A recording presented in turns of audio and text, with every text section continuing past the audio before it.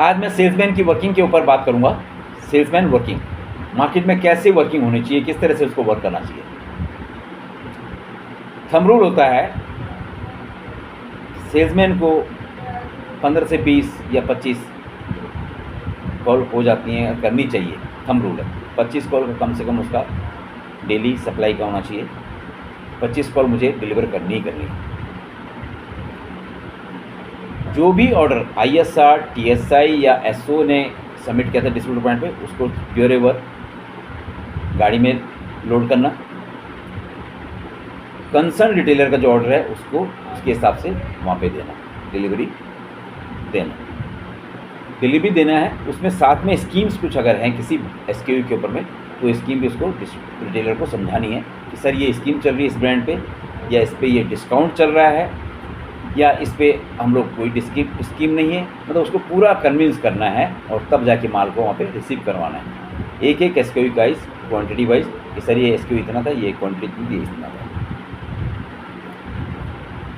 जब भी कोई डैमेज हो, एक्सपायरी हो या कुछ भी ऐसा स्टॉक है तो उसको नोट कर लीजिएगा।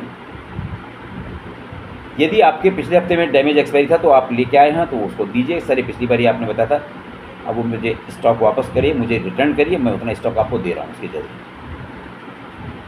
जितना आप ट्रांसपेरेंसी से बात करेंगे, स्कीम किसी पे 2% है, 4% है, 6% है, what ever scheme is running, वो स्कीम SKU के ऊपर कटनी है या उसके साथ जो देना है अगर कोई, तो वो आपने वो स्कीम साथ साथ देनी है। जो आपने कोई और अगर उसके पास वो बता रहा है तो उसको पूछिए सर और कुछ रह गया तो पूछ लो, कोई एक्सपायरी है, डैमेजेस है, या कोई और क्लेम तो नहीं है आपका। जब इस तरह से आप बात करेंगे अपनी कॉल क्लोज करने पे, तो रिटेलर बहुत खुश होगा, उसका एक कॉन्फिडेंस लेवल आपके ऊपर जगेगा कि हाँ ये आदमी मेरा ख्याल रखता है। जो माल आपने दिया उसकी पेमेंट का बिल का भुगतान आपको लेना है, चेक के रूप में या कैश के रूप में। आपने ले लिया तो उसकी एक रिसीविंग जरूर से दीजिए कि सर मैंने cash receive for so and so against so and so bill number dated so and so, okay, ये क्लियर।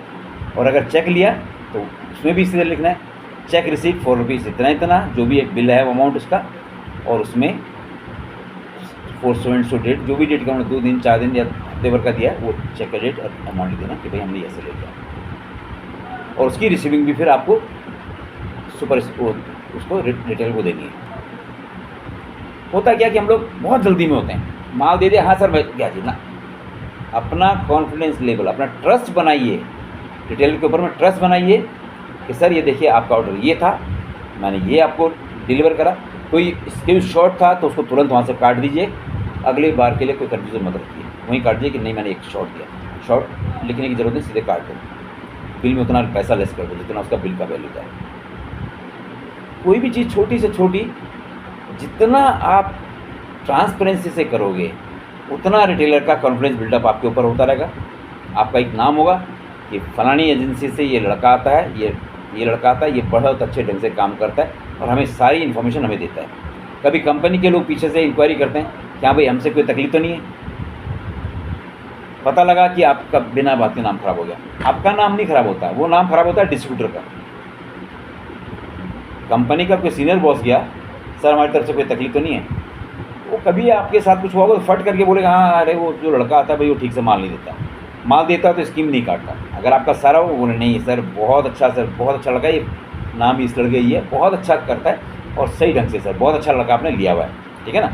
सो ये सब चीज़ें लगती बहुत छोटी छोटी हैं, रूटीन में हैं, लेकिन नहीं, आप अगर इन चीज़ों को बहुत ध्यान से करोगे तो आपका नाम होगा, आपकी कंपनी का नाम होगा, आपके डिस्ट्रीब्यूटर का नाम होगा कि भी फलाने डिस्ट्रीब्यूटर का प्रोफेशनल डिस्ट्रीब्यूटर है, तो 50 तरह के लोग और कंपनी वाले भी उसके पास जाएंगे कि यार वो डिस्ट्रीब्यूटर का नाम और एड्रेस दे दो जो इतना प्रोफेशनल आप बता रहे हो।